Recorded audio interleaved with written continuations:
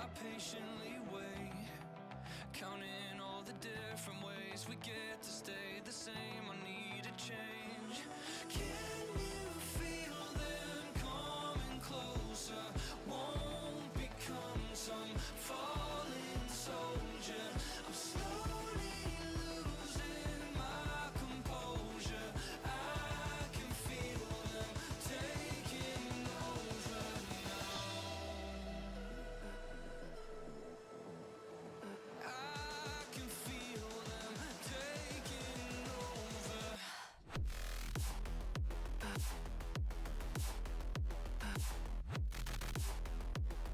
Taking over.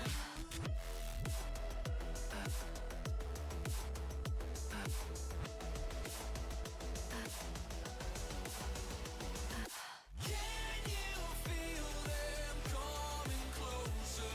Won't become some fallen soldier. I'm slowly losing my composure. I can feel them taking over now.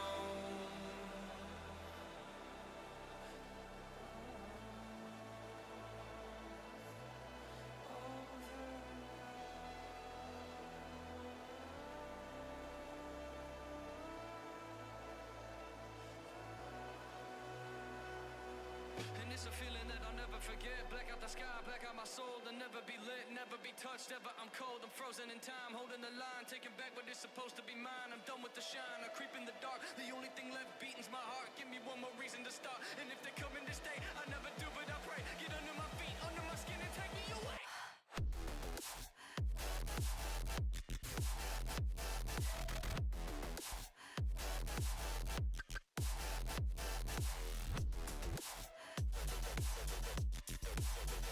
Can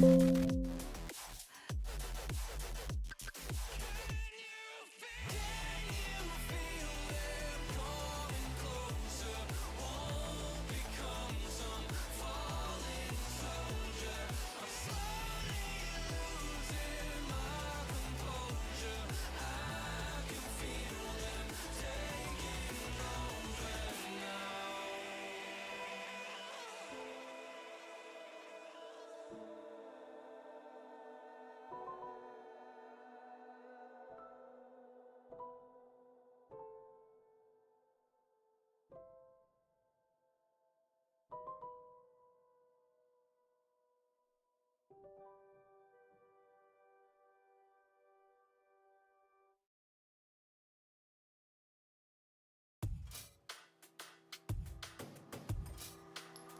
I feel so out of line every time that you call my name. I want to make your move, but I'm scared to say it. It's taken a while to get this far. I'm caught in the way. It's taken a lot to get this close. We're one and the same. Chasing colors after dark in your heart. I believe in you the way you pull me in. Can't pretend we're a work of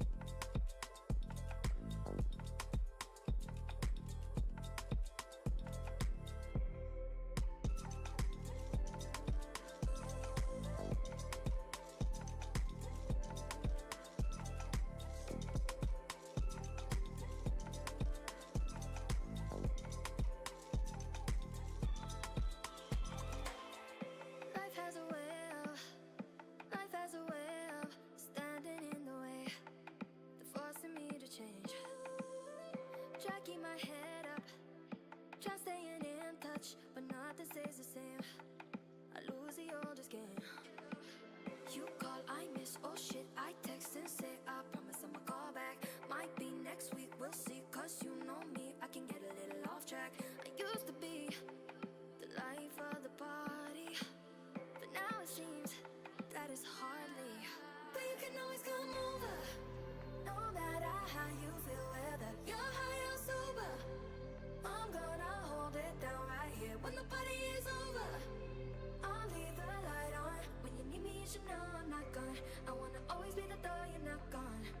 But you can always come over, no matter how you feel, whether you're high or sober. I'm gonna hold it down right here when the party is over. I'll leave the light on. When you need me, you should know I'm not gone. I wanna always be the door, you're not gone. Not gone.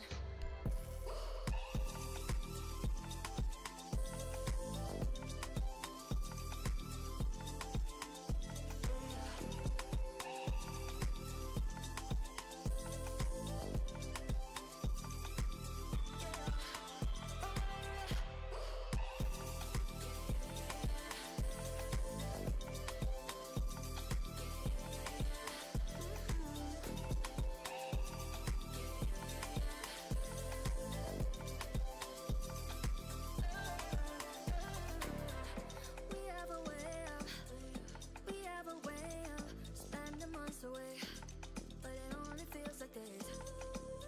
Cause we got that realness, we know what the deal is. I love to see your face, and this can't be replaced. Oh, you call, I miss, oh shit, I text and say I promise I'ma call back. Might be next week, we'll see, cause you know me, I can get a little off track. I used to be the life of the party, but now it seems that it's hardly. But you can always come over, no matter how you feel, whether you're high or sober. I'm gonna hold it down right here when the party is over. I'll leave the light on. When you need me, you should know I'm not gone. I wanna always be the door, you're not gone. But you can always come over, no matter how you feel, whether you're high or sober. I'm gonna hold it down right here when the party is over. I'll leave the light on. When you need me, you should know I'm not gone. I wanna always be the door, you're not gone. Not gone.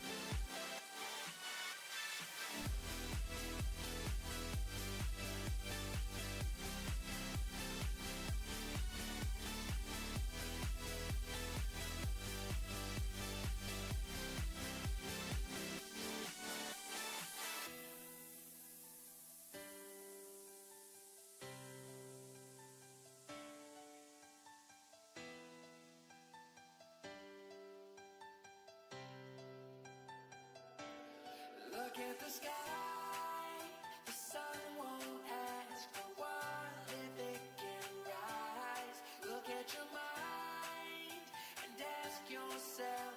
What keeps you trapped inside? Look at the lights, they follow you when you run and hide. Look at the sky, the sun won't pass, the sun won't pass, the sun won't pass, the sun won't pass, the sun won't pass, the sun won't pass, the sun won't pass, the sun won't pass, the sun won't pass, the sun won't pass.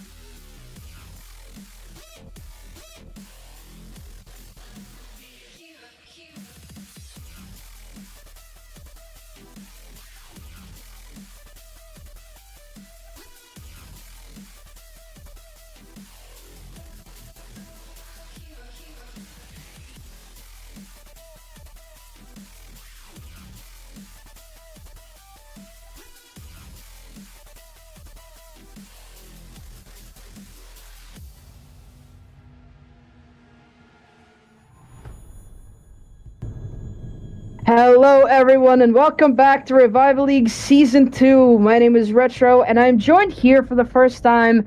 It is Mr. Darcer of TARDIS, or just TARDIS. TARDIS, how are you? You excited? I'm doing good, Roger. Thanks for asking. Yeah, I'm excited. This is my first time here, so I'm really happy to see be part of this tournament and to be casting with you on this fine day. Yeah, definitely very, very good. TARDIS and I have known each other for a long time in this sort of reunion. Indeed. We used to cast together in other communities and other leagues, and it's very, very good to finally be reunited. But this is going to be a very, very, very good matchup. It is Champions League Round 5. We've missed most of it so far as Alpha League and Premier League go. Most of Champions League actually hasn't been played so far. We only saw one matchup all the way at the start of the week. And since then, nothing really has been going on in the Champions League. Most of the games will actually end up getting played on Sunday. So this is actually going to be a pretty crucial game here because ETERNO could really get overtaken by any of the remaining teams that are still left to play in this league. ETERNO, of course, have been leading the league so far with 20 points to their name. But, of course, they could either get overtaken here tonight, should VULPES pick up all 6 points that are available, or even if they don't pick up all 6 points, if they pick up, 3 or 4 and ETERNO don't pick up maximum points, they still could get overtaken by any of the other teams still yet to play on Sunday. So this is going to be a pretty crucial match for ETERNO should they want to stay in that top spot. But even if they don't, they'll still be fine. They'll still be, mathematically through into the playoffs. I don't think that at this point there's much chance of them not making the playoffs. But it's a big game for VULPES, and as we started here in Oregon, walk us through the bans, TARDIS. What do you think about these bans? Yeah, not too surprised to see the Ying ban go out first. I think Ying, that was especially perfected by, I think, like SSG, like that's the team, like the tier 1 team that I think of, having that big window pressure with the Ying just like chucking in Candelas for that top floor defense. So yeah, not surprised to see that. Fenrir and Solos on the defensive side, yeah, like that's obvious, I think. I think Fenrir right now, I was watching the Combine qualifiers, a lot of Fenrir bans in that league as well. So it definitely seems to be the meta right now to be banning Fenrir. So what that means is it opens up other defenders that you wouldn't typically see, like Valkyrie and Mira, which will be interesting to see on Oregon, especially on the basement site. Definitely, it'll be very, very interesting to see how they actually go around that. Of course, Fenrir is still a very unfamiliar operator for a lot of teams. They tend to not bring him, or they tend to, when they do bring him, it tends to be a lot of confusion. Of course, that's mainly what his gadget is for. When an attacker gets near enough to the gadget, it opens up this giant purple smoke that you cannot see through as an attacker. And, a lot of players don't even want to deal with that, so they just rather outban him. And as you said, that does leave a lot of, opportunities for other operators to make their way inside of there. Specifically, as you said, Valkyrie and Mira, who are sort of number 1 bands and have been number 1 bands on Oregon for a very, very long time. Having both of them coming through potentially is definitely a very, very big thing. Not unlike Azami as well coming in through as well.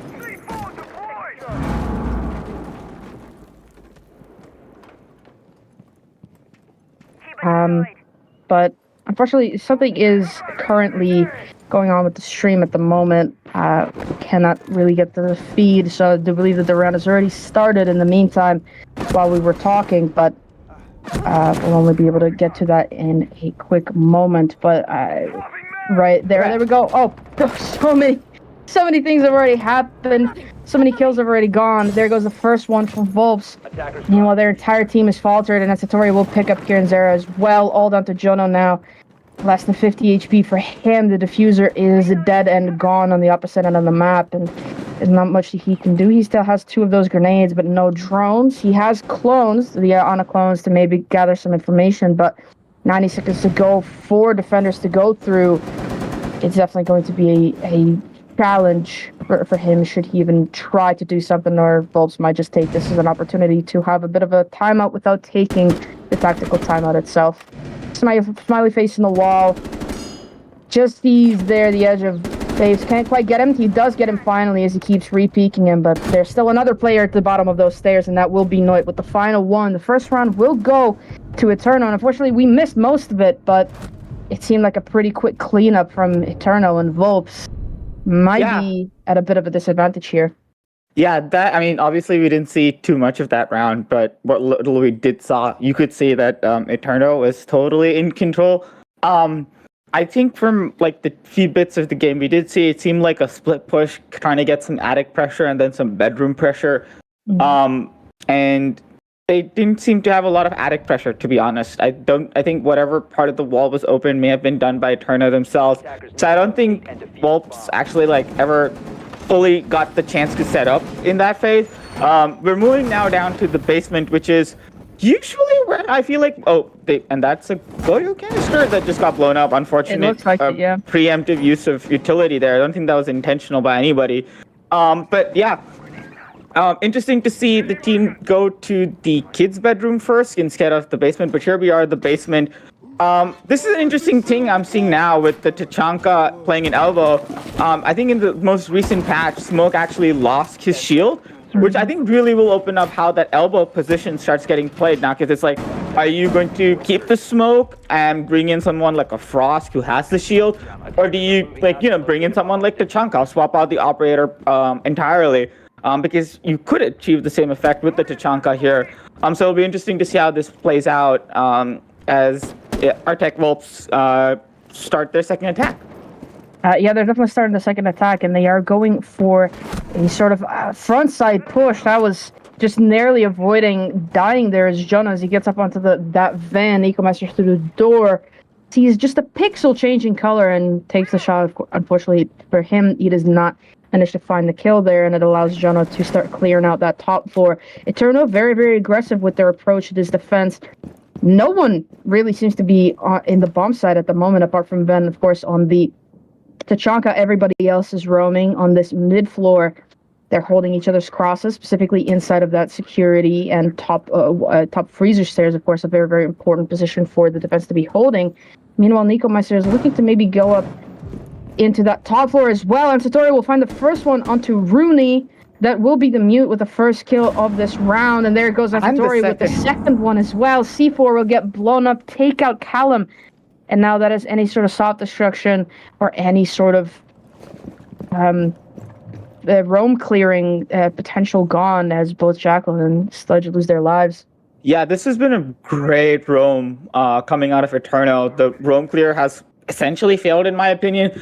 That security mute position is very, very powerful, and you can see the destruction that it's causing. Opening pick and a C4 and a third kill with the Mossberg. That the shotgun at close range, you don't want to push an SAS operator in that kind of engagement. It's just never going to work out. Interestingly enough, I don't know if the nades were used. So that's curious. Like, if they knew the position was there, the Yana seemed like she knew that there was a position there. You could see her holding the angle. So I don't know if the mute swung out, but here we're going to see another confrontation on Big Tower stairs. The default camera just stays hidden out as the Ash now starts retreating to meeting, but here there might just be another engagement in kitchen. Yeah, there just might be, and Noi is creeping up those stairs as well. Oyo just completely caught off guard, had no idea that he'd be getting swung up those stairs, and he goes down. 1v5 for Kieran Zera now. It's the Habana, no utility used, really. He does take down Noi as that hatch finally gets opened up, but it's those Shumika launchers that are getting shot through that hatch, and they're deterring him even more. Nico Meister goes down as well. Kieran Zera now in a 1 versus 3, 20 seconds to go. This is winnable, but then we'll shoot that down before it's even really begun. And another round will go to Eterno. VULPES just really, really struggling. You know, of course, we couldn't see that round, the first round, too well. But in that second round, I mean, that, as you said, that roam clear completely fell apart, and they just kept losing bodies, kept losing people.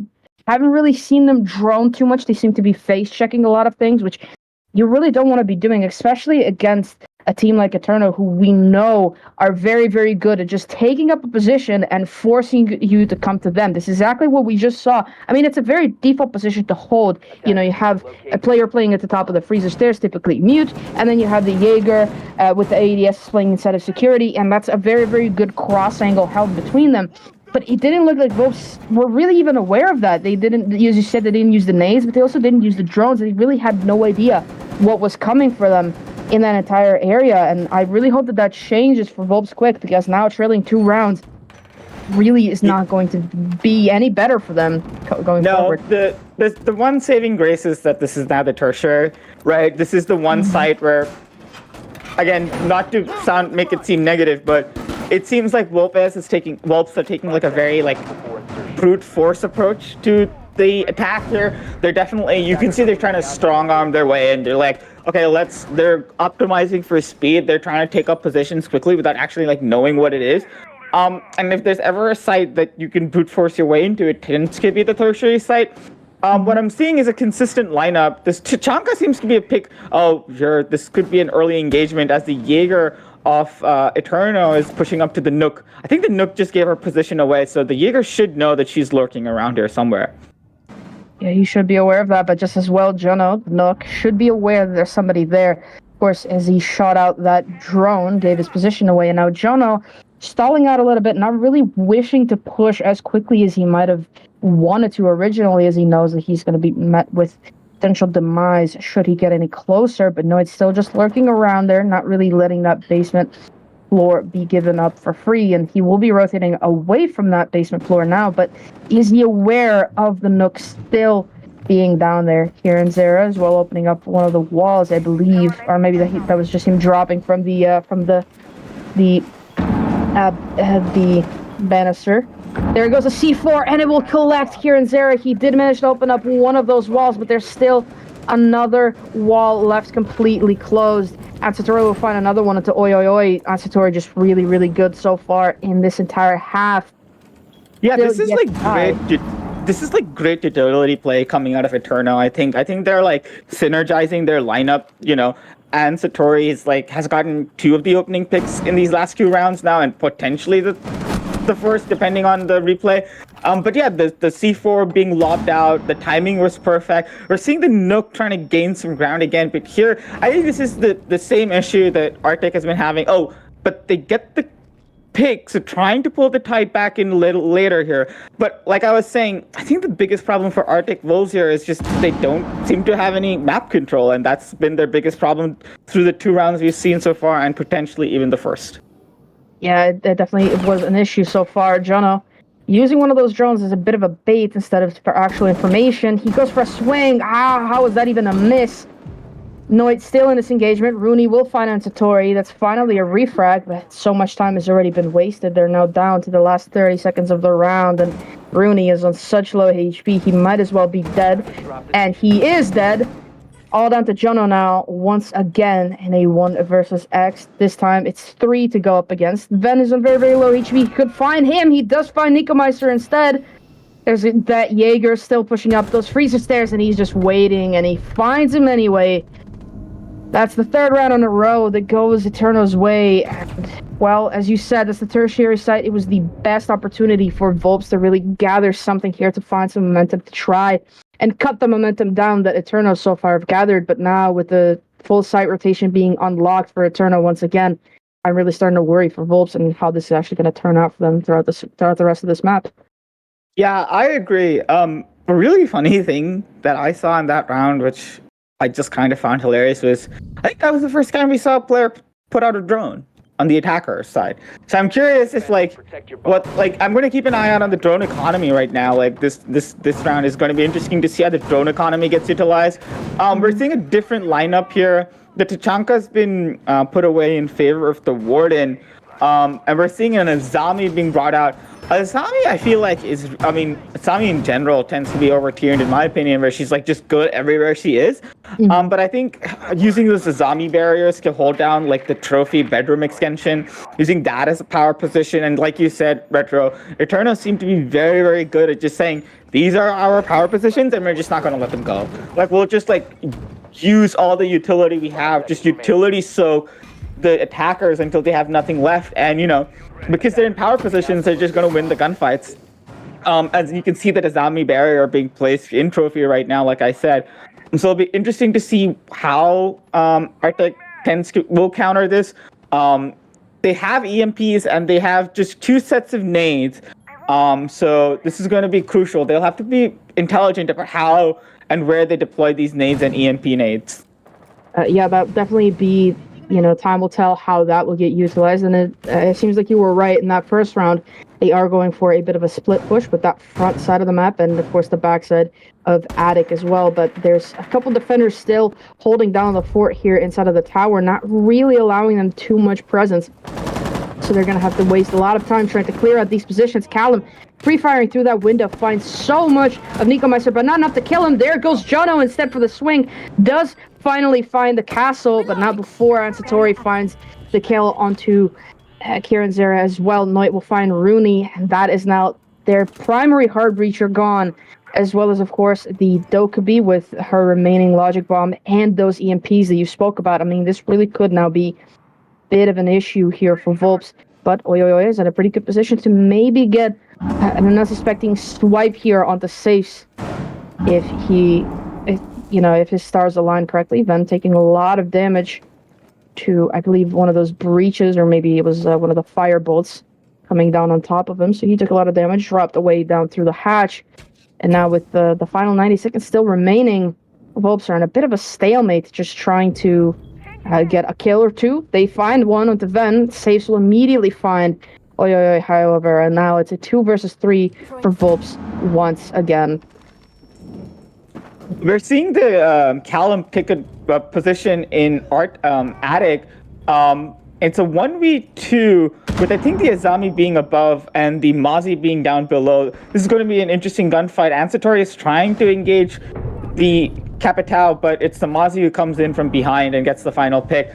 It's 4-0 for Eterno right now, and they've been in control of this the whole map.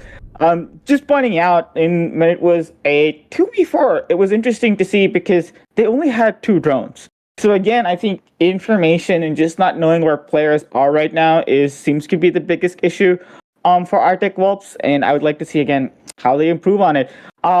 For seeing the side rotation, I mean, Eterno is just basically acting like a clock right now, right? They just know what's working for them, so they're not going to deviate from it. So they're going to go back down to basement. A very similar lineup now. Again, yeah, like I said, I'm liking this variation. You know, the smoke shield, you're seeing an echo come now with the supernova, which I think is gaining, like, I remember not so long ago, the supernova was a bit of a meme weapon.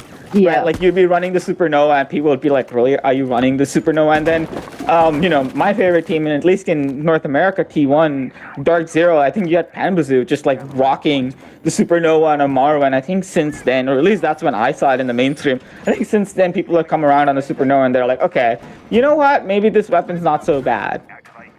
Yeah, I agree with you. It's definitely been getting a lot of love. And I think specifically for Echo, that loadout of having that shotgun and then having an SMG on that bearing 9 is definitely very, very good and very, very favorable. I mean, now that, as we said, smoke is starting to fall out of favor for a lot of teams due to losing a shield, getting any operator that has a shield is already an improvement, but getting an operator that essentially achieves the exact same thing that smoke used to with that loadout is definitely a very, very good improvement. And Rooney will find the first one onto Nico Meister. That is the first time the VULPES have had the opening pick so far in this round. Nico Meister going on with a nice shot as well. Now, the good thing for Eterno is that wasn't that high value of an operator. All of Goyo's canisters were placed in the prep phase, so, it's not a long-term type of operator that is going to, become more crucial as the round goes on. For example, the Wamai or the Echo, who really, that would have hurt Eterno if they lost it, but Ben still holding down the fort behind that shield, shooting out these Rotero drones as they're starting to come in, and that hatch is getting opened up now as well as Kieran Zera deploys his Habana pellets up on top of the hatch. Yeah, this is a different approach from the first time they were in basement, where it was a much larger role. And Satori gets to trade back onto the Jackal, which is important because that would have been your roam pressure gone. And from the same position too, he's in security. The Mute is still playing off in security, but my point earlier on was that I think this time around Eterno definitely took a more hunkered approach. They don't seem to have roamed as much. But I think they're going for the direct site take now as 2 players drop E-Box and are now taking positions on the site. Jonah will go down as Ben finds out that they're really pushing down there, but Callum is there to pick up the refrag onto safes. Van just a little bit too late through that rotate hold to find him. Callum will find another one of the Satori. Oh, Noit from on top of the hatch will down Kieran Zera. That's the diffuser now down as well. and Callum and Rooney just trying to hold on to the positions that they're currently in to just waste as much time as they can. Noit coming down those stairs, finds one, finds two, runs straight through the fire. It's all down to Rooney in a 1 versus 2. Noit at less than half HP. Venman about half HP himself in a prone position. Noit just trying to bait him out. Bit of a knife swing as well. Rooney will find Noit. This is a 1 versus 1 now. Rooney absolutely could win this. He has the HP advantage, but of course he's playing against the Echo, who could stun it, but he doesn't need to as he swings with that supernova that we talked about at the beginning of the round. That was so close. VULPES just almost had that. They had the opening pick. They were more in control than we've ever seen them so far on this map. And ETERNO instead take a 5-round deep lead. Yeah, put VULPES on a very, very bad position, though. That was almost tragic. I have to point out, I think Callum in that last round, the Sledge, played quite well, actually. You could see as the Hibana and the Sledge dropped from E-Box, the Sledge moving to Big Pillar and then going to Freezer to cut the mute off because they knew the mute was playing insecurity. So, like, that Freezer cutoff was great. I had a feeling they kind of figured out where the Jaeger would be, but props to Noit for just saying, you know what, I'm just going to full send it to the fire, because you could tell that the Sledge had popped the Goyo canister and was like, okay, he's not going to push through that. They thought that flank was secure, but it wasn't, and in the attempt to get the revive, it just went south from there, and you kind of saw how that round played out, where the one player was down, the Sledge dies, and it just so close, but no cigar, as they say. Yeah, it was very, very unfortunate for VULPES, and now it's going to be so much more unfortunate as ETERNO are looking at potentially the face of match point here, and a point at the very least so far in this competition, or at the very least in this matchup. And you know, this is a very defender-sided map. I can't say that it's not. You know, it's 60%, defender win rate so far in the league. So it's a very, very defender-sided map. ETERNO do have the advantage of playing on the most advantageous side, but still a 5-0 lead is not something that they should be getting. And hopefully now as they're attacking to the tertiary side for the second time, VULPES are going to have a little bit better luck than last time. But an early engagement coming out already, Ansatori in that open position still again, doing a little bit of damage onto Rooney, but not enough really to take him down just yet. Yeah, I think they're doing, like, Arctic VULPES is now finally doing those minor adaptations that I ever like to see come out sooner. They know the mute's going to be playing right below the wall, so you can see the termites kind of banked away. No C4 chuck this time, so no kill that way either. Though I'm pretty sure Ansatori is, like, getting ready to do it right now. They've gotten the meeting wall open, but the opening pick goes back to ETERNO as they, the Dokkaebi just swings in off the green stairs and tries to get a second kill into kitchen. This could be the push-in that they need. They need to open this wall into meeting, and that might just give them the, the power position they need to plant, except the attic player up above. Yeah, the attic player really could be the difference maker here, but of course with Callum still up on that shield behind the Talonate shield, he could still be holding on to that position and not really allowing anybody to push. Of course, this is where Ussa really shines and where the strength of her operator and her loadout really comes to fruition, is of course he's not able to push up all the way in through attic. Safes will find Rooney. There goes an impact grenade to take down one of those Talonate shields. He still has one in pocket, so he could potentially take out the other remaining one. Noit is down but not out. I don't know if he's retrievable at the moment or not. Spampings are coming out as well as Kieran Zera is just trying to find any sort of eyes or somebody to maybe potentially kill. I do believe that was Oyoyo on the other side of the map, trying to put some pressure on from the dining side of things. Maybe try and do backstab onto ETERNO as we head down to the final 40 seconds of the round. Nico Meister is holding down that position like a hawk, not allowing Oyoyo to really push in from there. And here we go. This could be the engagement that they need. Nico Meister goes for the swing, finds him, but there goes Callum, taking space yet again. 25 seconds to go. It's a 2 versus 3. Kieran Zera still not really sure where to push. They still have the Echo to play against them. They still have safes in that power position that they cannot really clear out. But Callum will find them. There's one player playing inside of Split, but that doesn't matter because it's that power position of safes that takes him down. It's all down to Kieran. There was no communication about where safes is, and that allows him to get the third kill from that same exact position. The round will go to ETERNO. They will put themselves on match point, and VULPES have got to be absolutely flawless for the rest of this map if they want to get a point. Yeah, that I have to ask. You had kitchen control. Why didn't you plant? Right? I feel like that was the. I feel like Arctic Wolves especially had the site control they needed. Kieran was in kitchen when the Osa pushed back out into meeting. And so that was kind of unfortunate to see the Osa move when the Termite could have planted and the Osa could have covered. And so that's been like, I feel like the theme for the last half of the game where the attackers would have these opportunities, but just kind of like let it slip out of their hands. That said, Arctic Wolves, now they're on the defense. This is the chance. It's a, the road to come back is long and hard. It's got to start somewhere though, and they're going to start it in basement, which I think is a good choice. They're bringing 2 shields this time, so they seem like they're going for a hunkered approach. You can see this is the smoke thing kicking into effect. They've had to bring the smoke, the Warden, and the Echo for the necessary amount of shields. So you're probably like, having to do the trade-off, like saying, I don't want a C4, I'm going to bring in the shield instead. Mm-hmm. And you can see a much more methodical lineup coming out of Eterno in terms of the attack. The Lion for the roam clear, the Nomad for the flanks, and then obviously the Dokkaebi also to assist with the roam clear, right? This Dokkaebi Lion combo I think is so potent, especially given Dokkaebi being a 3-speed, and I think we might just see it in effect very, very soon. Yeah, but Callum is in a very, very aggressive position here, shooting out some of those drones and taking care of that clone as well. The first few ghoul mines go off, catch Antitoria a little bit off guard as those drones keep going, and Noit will find the second ghoul mine as well. Callum still holding down this position. He goes for the swing, but he's not aware of how far Antitoria actually pushed up, and he will take him down with that DMR, hack those cams, and gain so much information onto VULPES, and this is already such a difference that we're seeing compared to what we saw on the side of VULPES, who were struggling with that information gain, and Eterno right off the bat pick up that opening kill and then also hack those cams, gain so much information for a very, very low price of just that opening kill.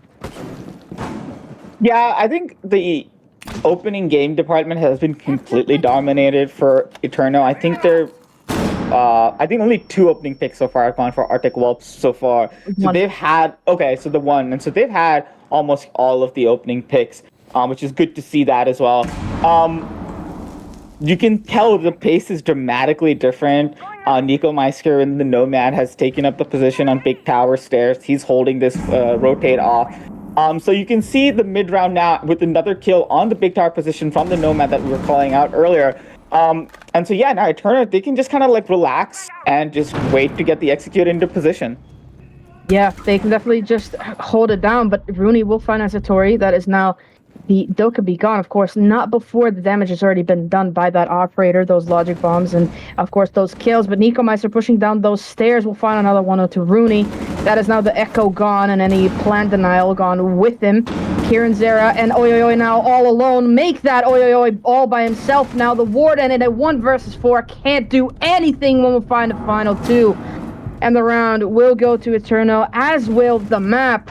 They take all 6 points in very, very, very quick fashion. I mean, this was a half hour of a game. Very, very unfortunate for VULPES, although credit where credit is due to VULPES. They did a really good job considering the fact that they were playing with several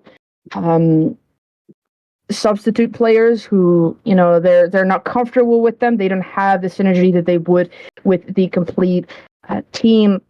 And of course, they can't really do their usual setups, their usual strategies, because it's new players who maybe aren't as used to them as the main team would be. But still, Eterno, a really, really good job, a 7-0 closeout just in time for dinner too. I mean, this was a really, really quick game from Eterno. Really showed how dominant they've been so far this entire season.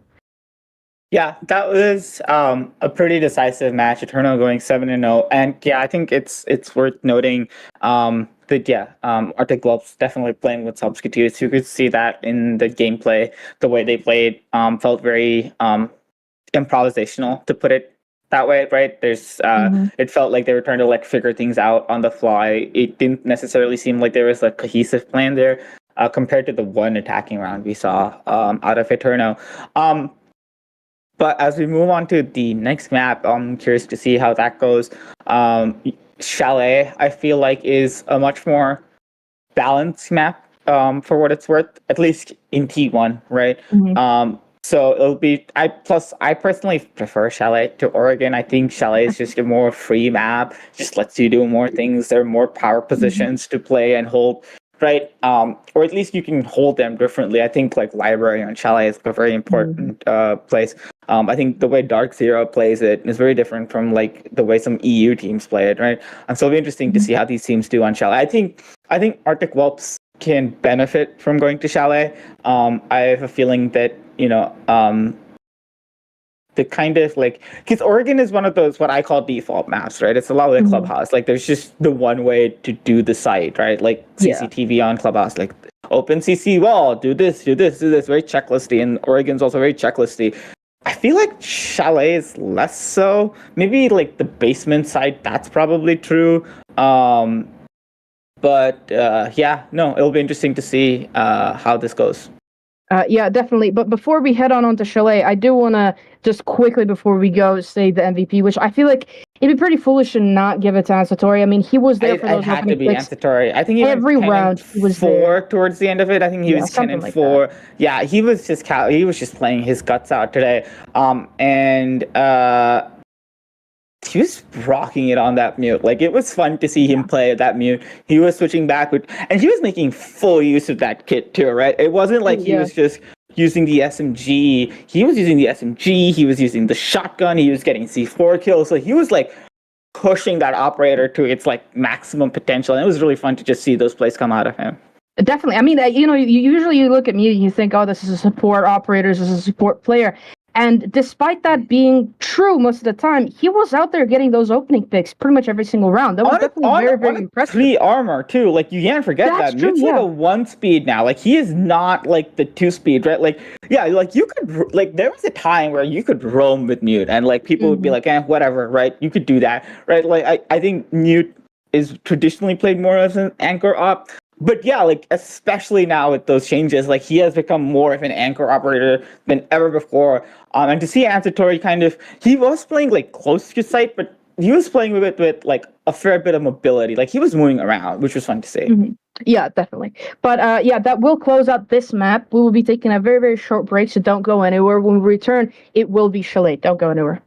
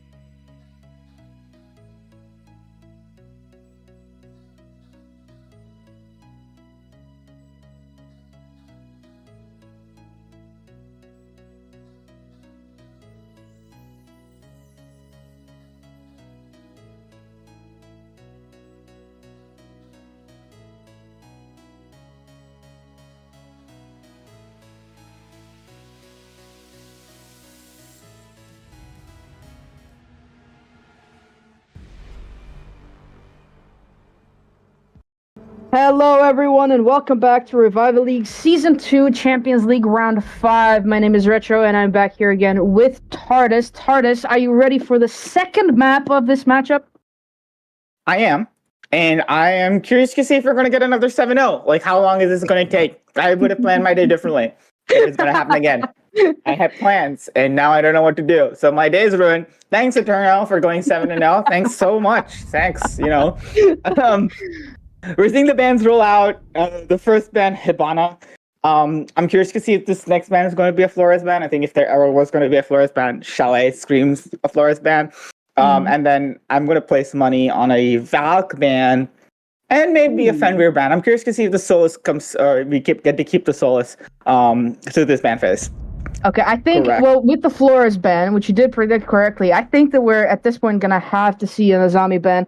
So far, throughout the season, I don't think there's been one time where Flores went out and Azami stayed in. They're very much a tandem ban where if one's out, the other has to go out as well, because without Flores, there's very, very little opportunity to actually get rid of a lot of those Kiba barriers, which are really, really good at holding down some of those positions and really not allowing you to get much further in through the map, especially on Chalet and especially on that Bar Gaming bomb site where they're holding that top floor, chimney position, top of library, stairs position.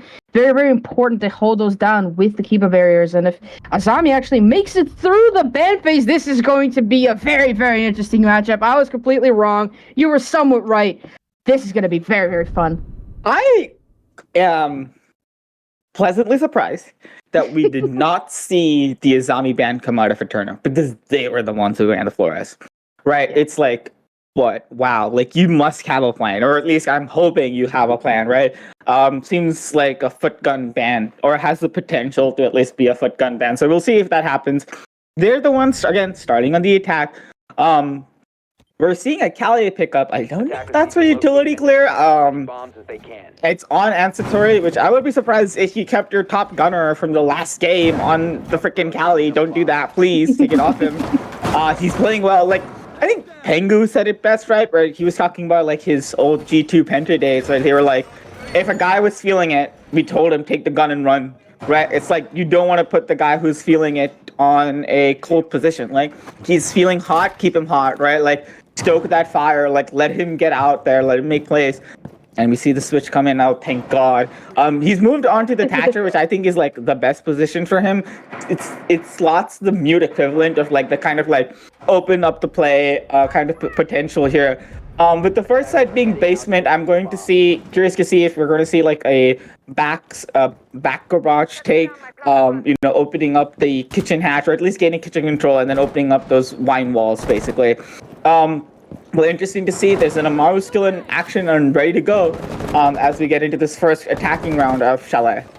Yeah, it does look like it's going to be that backside push, and of course, with a little bit of roam clear, that Amaru, as well as, of course, the Iana making quick work of that top floor, those drones coming out as well.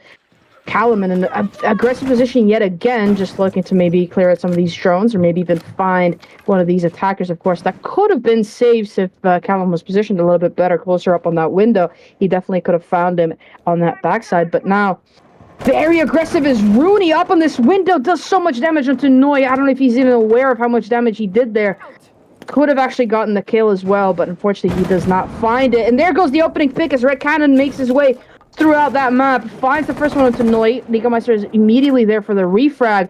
That first minute was going a little bit slow, but now it's been very, very explosive in these next few seconds. And ETERNO making quick work of that top floor, but VULPES not letting it go without a fight. Yeah, it was a spurt of action that seems to have wavered off now. The Oryx is still above. We saw the Amaru Garo hook in somewhere. I don't know where, though. The issue right now that ETERNO is going to have to face is that kitchen hatch, right? They're going to open up this first wall, but the question is, where are we going to plant and how are we going to get that cover, right? The Amaru is taking an initial engagement with the Oryx. She flashes him and then runs away. But I think they need to push that Oryx. Like, if you had to ask me, I feel like that Oryx needs to die. And it's Tori coming in hot for his team yet again, getting a pick to get it back to a 3-4 position. This blue player is going to be very crucial to ETERNO's ability to hold on to this site. Face will take down Red Cannon, and that was the Oryx that we were talking about. They needed to clear him out. They did. Kieran Zera, as you said, in a very crucial position here, just narrowly avoids killing the planters there. Nico Meister will find Oi Oi Oi. Kieran Zera does find the kill onto Nico Meister, but not before that plant goes down. And 3 of those smoke babes still in pocket. Won't do anything. Neither will the rest of his loadout. Ansatori still swinging for the fences, and 1 HP finds that final kill. The round once again going Eterno's way. Yeah, first plant of the day.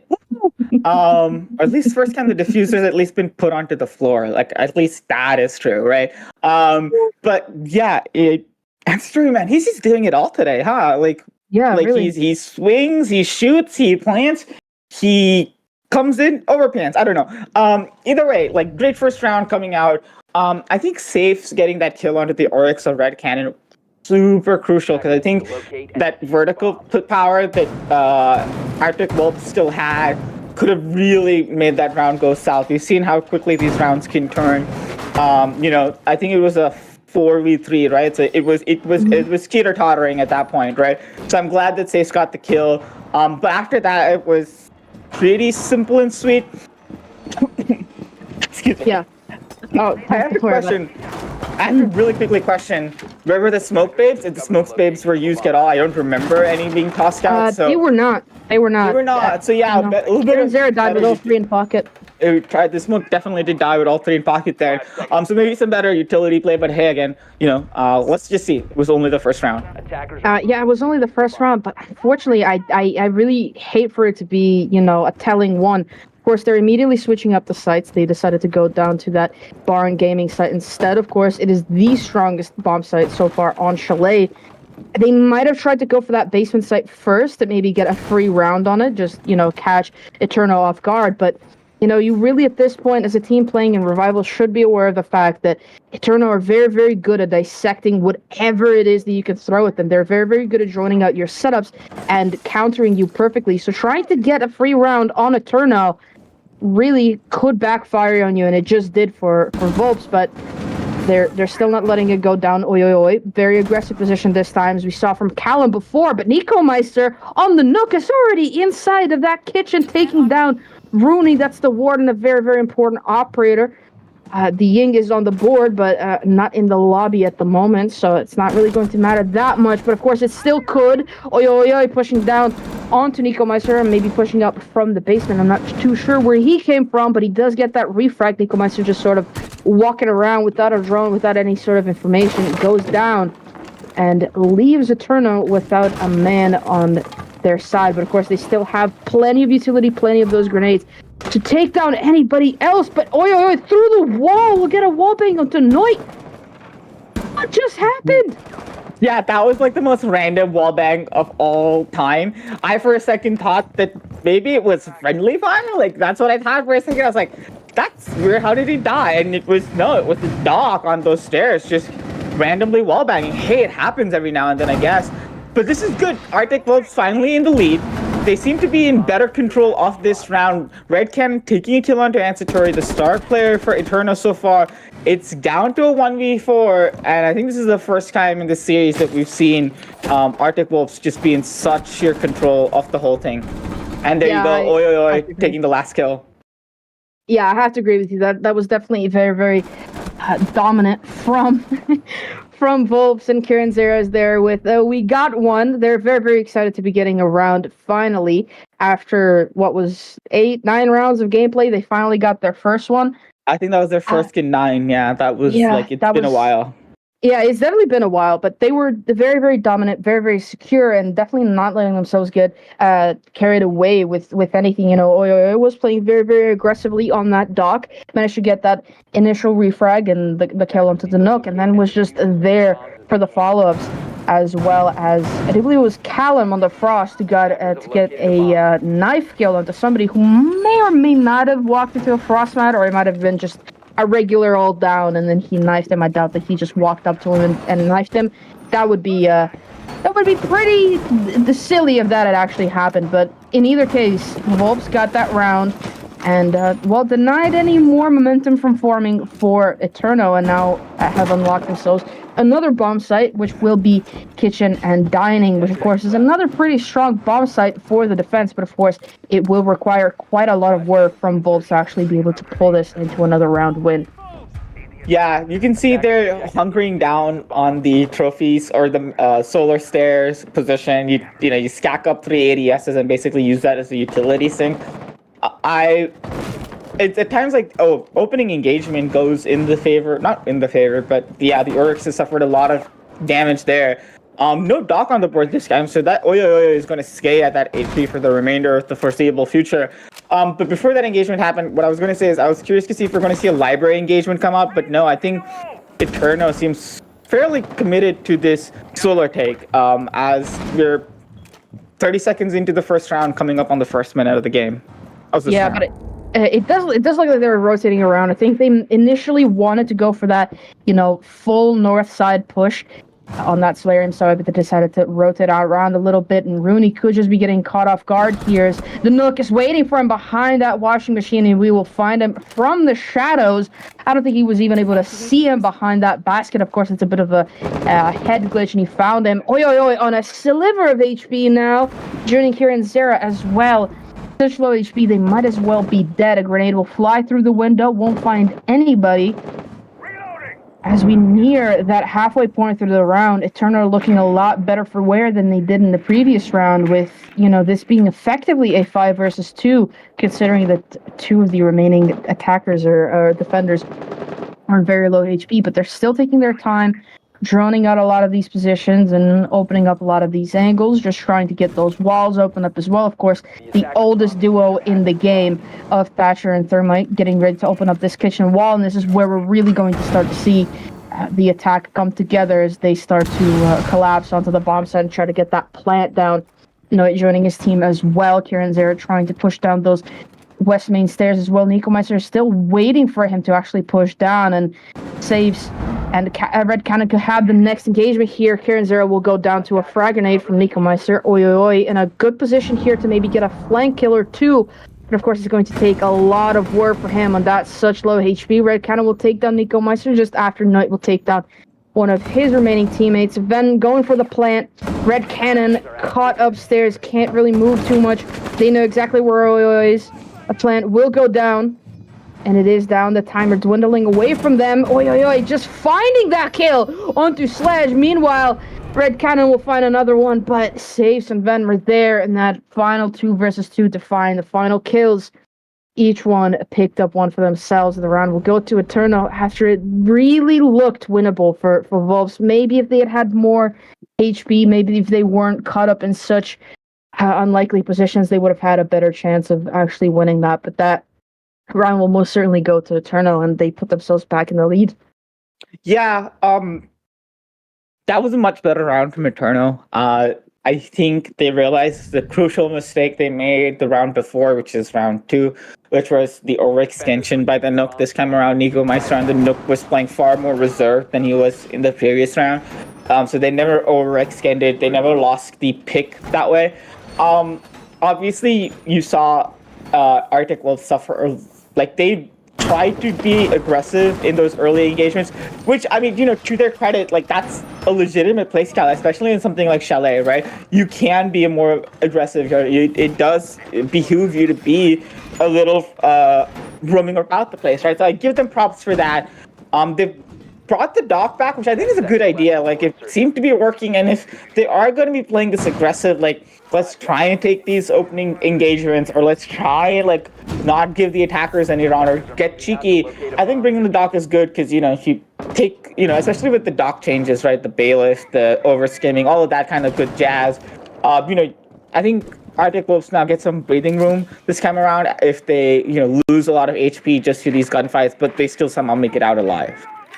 It'll definitely be very interesting to see how that goes, and I'm curious about the fact that they're going back down to the basement site and not even trying their fate upstairs in that bedroom site, which for a lot of teams does tend to be that secondary site or sometimes even the tertiary site. So for them to not even go for it at all is curious, but Callum not even taking care of that drone right away, getting droned at Oyoyoy. However, finds that opening pick onto Nico Meister. His grenades go down with him, as do his clones, so that will shut down a lot of this information. And speaking of that information, they're only working with 4 drones remaining. Saves will find one onto Oyoyoy, but Cannon's still very, very aggressive here upstairs inside of Piano, trying to waste as much time as possible to prevent them from taking any more map control than they already have. Another one of those drones will go down. That's only 3 now that they're working with, and a couple of them may just be watching those flank positions, so they're working with really, really limited utility, and this is something that we, really knocked onto VULPES for really not taking care of that information as well. But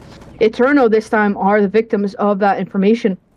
And Noit will find one just before, or Noit will get taken down right before Saves finds another one onto Red Cannon. And now in a 3 versus 3 with 90 seconds to go, Callum tries to drop away, but he gets down just as he's dropping that hatch. He's not in a retrievable position. Saves will take control of that hatch, find him, but Rooney in the meantime will find another one to Ven. 2 versus 2 now. The diffuser is down on the ground, and that swing with that SAS shotgun, Rooney will find Ensatori. Oh, how the tables have turned onto Ensatori. Saves now 1 versus 2. He's going to have to try and win this round out. Rooney makes his way back to site safely, and that final minute is ticking down and away for Saves in this 1 versus 2. He's trying to pull off a rotation, sets out a drone. There's a lot of time, but not much utility play that the Capitao has hands on. Rooney's pretty lit right now, so Saves could actually get a kill here. The default cam is still up with only 30 seconds left. The second toxic babe has gone out. There's still 1 more toxic babe left, which is an important point. He's going to have to bully his way through the smoke. The Capitao is putting down his smoke bolts to cover the Alliance's side, but remember, the other player is the Warden who can see through this. The last smoke babe goes out. Saves is on 1 HP with 13 seconds left. He's going to have to pull this round out of nowhere. But he dies to the smoke babe. That was the best he could have done, and great try. Came up with a 4K. Just sometimes you just can't win a round. Sometimes you've lost a round before you even know it, and that's one of those types of rounds. Yeah, definitely. And that, I didn't even realize that halfway through, but that would have had to been an ace for him to win that round. And he really nearly had it. I think if he had a little bit more HP to not die to that smoke babe, or if he had a little bit more time, maybe he would have been in a better position. Of course, if he had more teammates, obviously that would have been helpful, but a very, very good try from ETERNO. But VULPES pulling on another one out from the bag, and they're really a lot more in control here on Chalet than we ever saw them throughout all of Oregon. And now winning that 3rd bomb site, locking out their entire rotation, they are forced to go upstairs into the bedroom bomb site, and they are definitely going to be holding that fort down, or at the very least trying to, for the first time so far in this matchup. And I'm very excited to see how they actually play it. This is, I feel like, one of those sites that either makes or breaks your entire defense. It tends to be, that secondary, tertiary set for a lot of teams, and a lot of teams tend to be very successful on it, but it's also a site that if you play your cards right on the attack, is very, very easy to pull an attack on off, especially if you manage to clear out these players playing on the library side of things, get that wall up and get that plant down. It's very, very difficult to retake from that point on, and VULPES are going to have to play every trick up their sleeve to hold on to that. And of course, with the zombie on the board and currently in play, it's definitely going to be a little bit easier, but still a tall order for them actually to hold on. Yeah, I agree. I think a telltale sign of how VULPES are doing differently on this map is the fact that Oyo is 5-3 right now. I think he ate a donut on Oregon, right? So you can see, in fact, I think there were 2 players on VULPES that last game who were on donuts, but now we can see that it was only one. It was just the one. Okay, right. But yeah, my point being, you can see that they're getting the kills, right? Which I think was a problem in that last game. On the flip side, though, Ensatori going 2-3, not the powerhouse performance we saw in Oregon, but obviously it's still early days, so it could go either way, right? There's also the half swap to come in. So, for all he turns on the defense. On this top floor, though, not much is happening. The attack is trying to get those, early picks or early engagements. We see a library focus come out. They want that chimney position. They want the Rooney gone.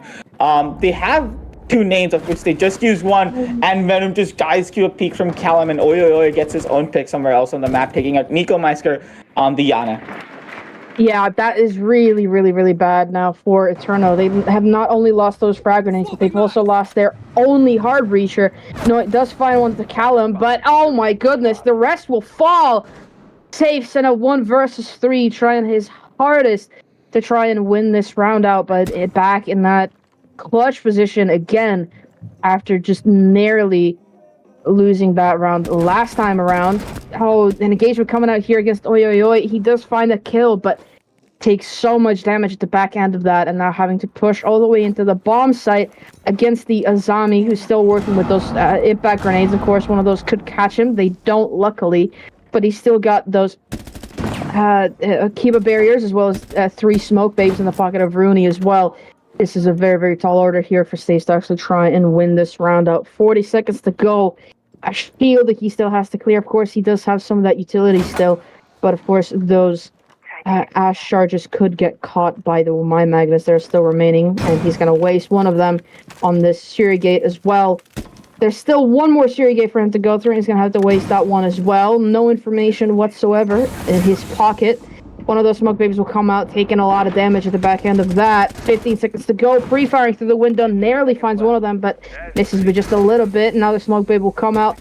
Oh, and there goes the third one as well. Just barely misses there, the head of Rooney, but at this point, there's no time, and there's not much that he can do. The round, as the clock rounds out, will go to VULPES, and I do believe this is for the first time so far that they are in the lead. They take 3 rounds in this map, and they are looking at a potential 4-2 split, which on Chalet is more than you really could ask for. Yeah, I think Arctic Whelps are enjoying themselves. Like, I think they're laughing right now. They're having a good time. You could see that with the Izami trying to whip out the Beagle, right, and try to get that one tap. Of course, she peeled off it when it was like, okay, let's play this. Let's set up that crossfire as well. I think the utility is really helping Arctic Whelps. I think they're getting to leverage the utility on the defender side, which is obviously an opportunity they didn't have that last game, right? And so them being able to like utilize this utility, like you saw it, like Sace was struggling to get to the site. There were the 2 Aruni gates, the shield, the Zami was still alive. I think she deployed her last Kiba barrier towards the end of that round in like the last 30-some seconds or not. So you can definitely see like, yeah, like Arctic Wolves are now getting to like actually use the utility that they have access to and are winning rounds off the back of it. Like that's just the simplicity of it, right? I think the kill department going in Arctic Wolves' favor. They're getting the opening picks as well, which is like really, really like key to winning these rounds. So they're able to convert those rounds as well, right? Like that's another issue we saw in Oregon where they just couldn't convert the rounds. Like that could have easily been a 4-2 half on Oregon if not for 2 rounds that Arctic Wolves just kind of like let slip through their fingers, and they're not doing that now. They're getting the advantage and they're maintaining the advantage, which is great to see. Which is something I just think they just didn't get the chance to do on Oregon. We're seeing a bar defense come out. Oyoyoy is like holding this solar position. He's getting aggressive, which I'm glad to see. Like he's winning gunfights and he's taking more of these gunfights, which is good to see. You want to keep leveraging your ability as a player to keep getting into these gunfights and getting kills. Opening pick goes by into Troy onto the Frost of Callum as the first minute of this round comes to elapse. Yeah. Just as you were talking about how they should keep, that momentum going for Oyoyoy, Callum overextends a little bit, loses his life at the back end of that, and now, but those frag grenades coming in through the window, they don't actually catch that shield, and Red Cannon does manage to pick up a kill onto Nico Meister, so that now any grenades that it might have still been in the pocket of Nico Meister will go down with him, and Satori will be the next one to fall. And now, Safe, Snoid, and Venom are trying to just hold on to this round, trying to win it. They still have so much time, but limited utility. They've got, those smokes, those flashes, but not really too much utility to clear out that shield out with. They're getting a little bit of information with these clutch drones, of course, coming in with the Brava, very, very crucial operator that we really didn't get to see too much light of so far. I do believe if they brought her, she didn't really get to survive for that long, but I don't think they brought her so far at all. So definitely very good work of taking care of that utility and of that information, but how much is that really going to be worth? As Red Cannon will take down Venom, and now it's all down to Safe and Noit. again, the round is just falling away from Eterno, but Saves it could be looking for a comeback here as he takes down Oi Oi Oi. That is one of the roamers that they have to worry about. Noit will find Kieran Zera as well, just narrowly avoiding there the head of the Aruni that will find Noit instead, and now it's all down to Saves. Once again, in a clutch situation, there's nothing he can do as he walks straight into a Frostmat. Podmet, as you would say. This is the second time Saves has died to like utility. It was Toxic Wave, and now it's the Frostmat. Like, this is how Saves has died, which is kind of tragic, but darkly comedic in my opinion. The last round, looking at that 2v2, I feel like the timing was a bit off. Now, I don't know if the Brava hacks the bulletproof, whether it still looks the same, because as Safe pushed onto Chimney, that bulletproof was on. So I don't know if the attackers had gained control. I think they did. I remember the clutch drone going off top of Library Square, so there's a good chance they'd hack that bulletproof. But again, I think the issue there was Noit taking that engagement onto the Aruni, was playing the Chimney position, but Safe's kind of like pushing in. I don't know if they were scared of the top blue player, if there was even a top blue player, right? But the sides are swapped now. Eterno goes on to the defense. Obviously, this is where they shined in that Oregon game, right? So, the 4-2 half might not have gone precisely the way they wanted, right? They prefer to be in the lead or at least have like an even split, like a 3-3, but that's not what the reality is. But, I think Eterno going on, 4-2, it's a recoverable half. Like, this could easily be a 4-3, 4-4, and then from there, it could go anywhere. So I'll be curious to see how these next few rounds play out. A very similar lineup, bringing the Mozzie, Azami, it just seems like a very stock standard Chalet lineup. I'm glad that the Arctic Wolves are now bringing out the Lion here, and we might just see an opening engagement as the Jaeger has this free kill onto Callum. It's really unfortunate. Yeah, and I think it's the same issue. It's like, did you guys drone? I don't think so. Yeah, I don't think they droned. I think they got a little bit too, too caught up in the moment, maybe a little bit too confident, and it really cost them there. Of course, they sent out that E1D line scan. They thought that they were in the clear. But as Callum pushed in, Noit was even in a better position because he didn't have to move due to that E1D, and he just picked up that first kill. Now having to try and clear out these library positions as well. That better not be a default cam outside. I don't think it is. It could be one of the drones from the EcoMeister going out from one of the drone holes that is spotting them, but nevertheless, that is a lot of information still at the hands of Eterno, and they do gain a little bit of space in that library, but Safe's using those Kiva barriers to block off that entire room altogether and falls away from it, but Asatori will find Rooney, who tried to get the swing onto Safe. He knew that he'd be on those stairs, but he did not check the corner right beside him. Kieran Zera will fall down as well. It's sold on to Oi Oi Oi and Red Cannon now. The 2 versus 5 is on for them. Still have quite a bit of utility, but very little information still to gain, or a lot of information to gain, but very little utility to gain it with. I do believe that both of those drones have been deployed. They could be watching their flanks, so they can't really use them too much. And, it's a very tall order here. 50 seconds to go. One of the defenders is running out. There's still that top blue shield for them to clear out. Those magnets undoubtedly will catch the remaining Ash Charge should Oi deploy it. And there goes the kill from Asatori. There goes Noit with the final one onto Red Cannon. He got the first, he got the final, and it's a flawless round, as you said, for Eterno. They're definitely starting to claw this back, and VULPES, well, it could just be losing their lead here as we see the next 2 rounds. I'd be concerned for Arctic VULPES, because that round, obviously, it was flawless, right? You saw it. But I think it was the same Oregon attack issues coming in again. I think it's a good reminder at this point in the game that, yes, they are playing with subs. That is a limiting factor for them, but still, it seems like they just don't have the intel to know where people are or what they can do, right? They're bringing in a blitz, which, can work. It's, I call them gimmick rounds, right? Like, you just run your gimmick rounds, and you take what you get. So this could be a good opportunity for them to just kind of like run the gimmick and see if it works out. This is going to be a basement defense, and I think, yeah, blitz rushing through Wine is actually not the worst play in the universe, so we'll see as ETERNO starts onto their, second defensive round here.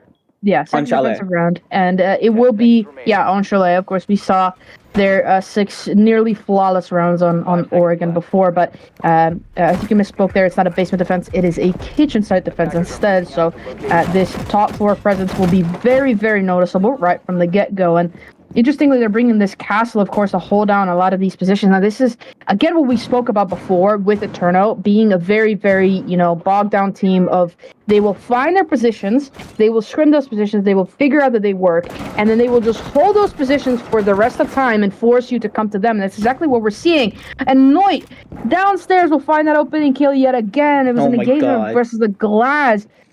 And now the Glass could have been very, very crucial at the end of the round. When that wall is open, you're going for that plant in the smoke, which, they would have only had the smoke on the Glass. So there's going to be no smoke. There's going to be no seeing through that smoke. And, well, they're just going to have to try their hardest to win this round without the Glass. But Noit's still vastly uncontested down below inside the basement, still alive. So I'm curious to know if, I think the Glass is bringing nades, so that's actually 2 of their nades gone as well. Oh, wow, yeah, you're planning on using those nades to do something.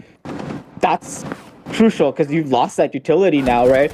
We're seeing an engagement off the Frost, compound to Callum, but the Ash manages to win with assist from the Ace over there. I think a bit of an overcommit on that gunfight by Venom. As I don't know if he knew there were 2 players there, because when he went for the reswing.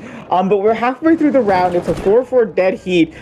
With Oi getting another kill, but then swiftly being traded back by Noit onto the Yana. I don't think they've opened the wall, and I think this is a kitchen defense, so they still don't have the work pressure they need to actually execute onto the site. Noit is down to 1 HP, which is the other thing that we need to be aware of as we move into this final minute of the round. And, the execute comes in. There's 6 soft breaching charges still left, and Ansatori gets another kill with Sace, leaving Kieran Zera in a 1v3. Yeah, 1v3 and using that utility for not really too good of a purpose. First of those, how much charges went down on the window. The second one went down into the basement. He does find one onto Ansatori. He could maybe just be finding another one onto Noit, of course, who's in 1 HP, but 45 seconds to go, 1 versus 2. They're holding his crosses. He's not really in a position to really get anywhere or get any ground, but he does make his way into the site safely. He does have the bomb in hand, and now all he has to worry about is that hatch play that is currently being held by, I believe that's Safes up there. Noit on the other side of the map. The plant is going down. He's about halfway through. He gets off of it. He might have been able to actually stick that, but Safes, of course, scares him off, and now that time dwindling away from him. Noit managed to sneak his way up all the way to the site. Oh no, he looks the right way, but he looks away as he sees him just at the last second. I think he was expecting him to be a little bit further down that corner, and it was like, oh, that's clear. And then, well, it wasn't. Noit with the final one yet again, even on that low HP. ETERNO find the equalizer, 4 rounds apiece. And now Wolves really have to start thinking about getting some of these rounds and putting themselves up to that match point first, potentially securing themselves at least a point in this matchup, if not a win either in regulation or in overtime. But it's going to be a lot of work for VULPES still to do to try and win this round, or this match rather. Yeah, their lead of 2 rounds is now evaporated away. And I think ETERNO is coming into their form right now. I think they're regaining control of the game, which they kind of lost it in the last few attacking rounds at the half, right? It'll be interesting to see kind of what the counter is. There's a Monty that's being shown right now, so I'm curious to see how that's going to play. There is a Tachanka, which is worth noting. Oh my god, I hit the summer. I'm sneezing so much. Oh my god. Sorry about that. But yeah. I'm liking the way ETERNO is playing right now. Very calm, methodical. You could see Safes especially, I think, played that round very, very well. Getting Kieran there to get off the diffuser by baiting it out. I think they played that 2v1 very well, especially given the fact that they were both on low HP. Noit was 1 HP, right? And Safes was less than 50, and that AK that Ace brings, it will chew through you. So you could totally see a situation where Kieran, if he got those 1v1s, wins the round easy peasy. Definitely, and the first engagement could be coming out here between the Cade and the Monty, and it will be Rudy who wins that engagement with the pistol. Absolutely fearless, he finds that kill. He unbelievably finds another one onto Satori as well. That sets the Chanka and the Cade both off the board. VULPES are in with the opening kill and then some, and it's somehow the Monty that got them? Unbelievable. Not even a minute in, and VULPES are already working with such a high advantage. Callum just pushing in, getting that space, finding the kill onto safes. Nico Meister will be the next one to fall. It's all down to Noit in a 1 versus 5. Undoubtedly, they will be going down for the plant in the bomb site now as they gain all the advantage they could ever possibly need. Plant is going down. Noit trying to push up those stairs, but they're holding every single flank possible, and it's going to be a lot of work, and it's not going to be enough. Red Cannon will shut him down. A flawless round for VULPES off the back of Monty getting 2 opening kills with the Monty pistol. I mean, what did I just witness? Arctic VULPES retake the lead, 5 rounds to 4, and are looking dead straight at a point and match point as well. Wow. Yeah, that was interesting, right? I don't know what the play was by the Kaid, because you could clearly see the Monty was like trying to like hip fire shoot, right? The second shot was nasty, but I think the first one, I think both of those kills, I think were an overcommitment by ETERNO. When they saw the Monty, they were like, okay, they're trying to brute force their way in, let's push them back. But yeah, like I think it was a great deal of aggression coming out. It was just overwhelmed ETERNO, because I don't think they were ready for it. Especially with not like the confidence that Rooney or the Monty was playing with. So that was actually pretty great to see. We're seeing a basement fight, I believe, right now coming out on this defense, which I think is a good thing. Equalize the half, going 5 with 5. And I think that'll be good for ETERNO. They've brought out the Echo, so I'm curious. Oh wait, sorry, it's a bar defense site. My bad, my mistake. So yeah, I think the Echo bringing the Echo in is going to be a great play here. I think it's a great counter. It's a great counter to the Monty, which was obviously the defining factor of the last round. So yeah, I think ETERNO just kind of like figures out when they should commit to the gunfight versus when they don't. I think they'll be in much better positions in this next round, or in round 10. Yeah, it'll definitely be interesting. And here we go. The first 30 seconds have already gone. VULPES doing a very, very good job of putting pressure onto this library positions. Of course, there's going to be a lot of work to do to clear out some of these positions, but they could still be achieving a lot of that. Putting pressure up into those windows as well, but those drones immediately get shut down, and one of the players is already inside of the bomb site. Satori is aware, shuts him down. Venom will find Kieran's there as well.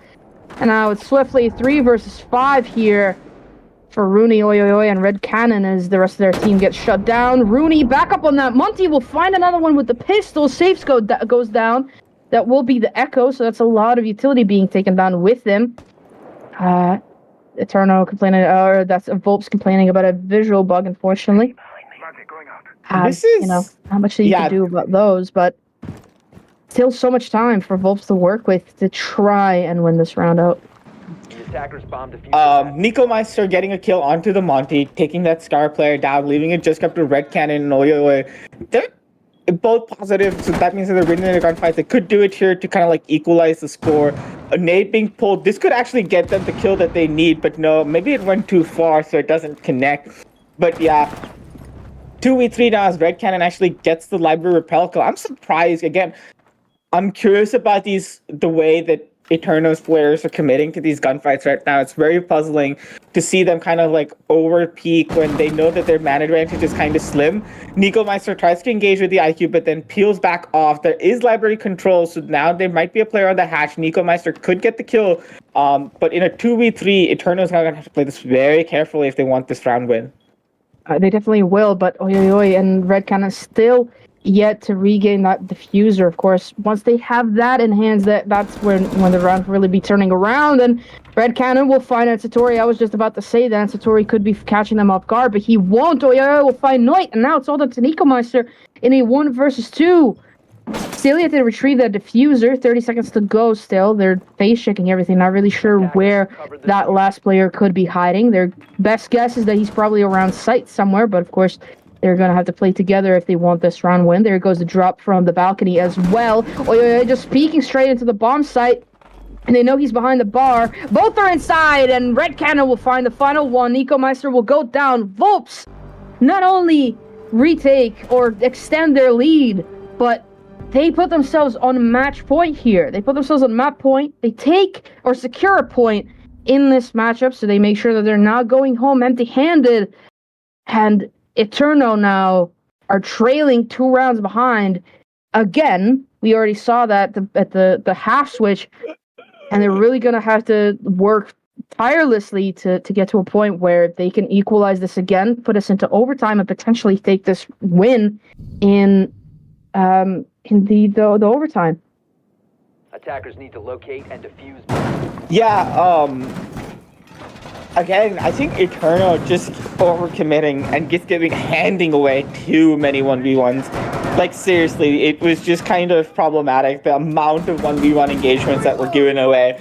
I don't know if this is just their kind of, like, discomfort with Chalet, and they're just struggling to kind of, like, figure out how exactly to engage these players, but I feel like it was a 4v2, just setting up your crossfires and those angles and just saying, they don't have defuse, they don't have man advantage, they don't have the necessarily utility, and just letting them play into you would have been the smarter move there. But no, ETERNO decided that they wanted to engage the gunfights, and honestly, they just lost them. Like, that's just the honest to goodness truth there, right? They just lost the gunfights.